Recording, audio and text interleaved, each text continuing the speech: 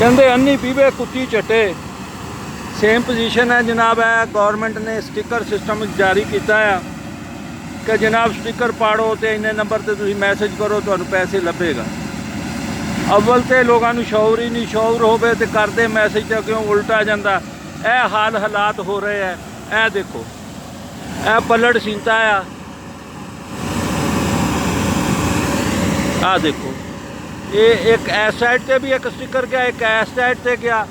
ये जिन्ने बोरे आ ये डबल है जी पलट। ए देखो ये इस साइड से भी स्टिकर गया, इस से भी गया।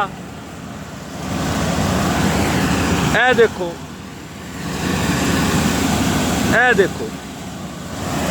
इसी तरह आ पल्ली के सेंटर के विच नज़र आ रहा,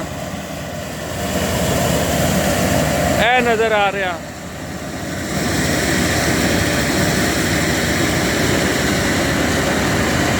यह नज़र आ रहा।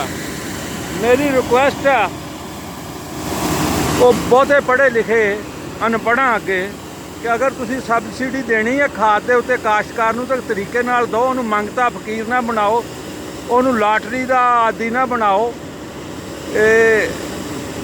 पैसे जिहड़े आ किधर जाते होणगे मैनूं नहीं पता, लेकिन मोस्टली यही देखा गया कि काश्तकार हजरात जिहड़े आ इस चीज़ नूं नहीं करते और हर बंदा ये काम कर भी नहीं सकता।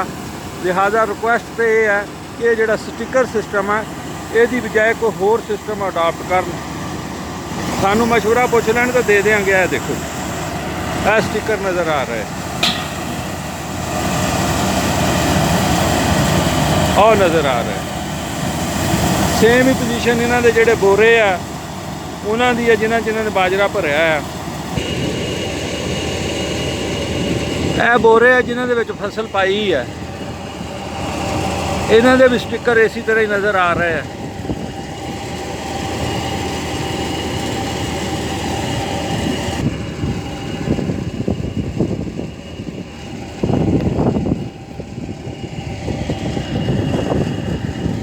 ये बहुत ही सौखा तरीका है जी, ऐलान कर देना असी फी बोरी इन्ना ही सबसिडी दे रहे हैं। सबसिडी किद्दां लैनी किद्दां देनी है कोई किसी को पता नहीं, कोई तरीका नहीं।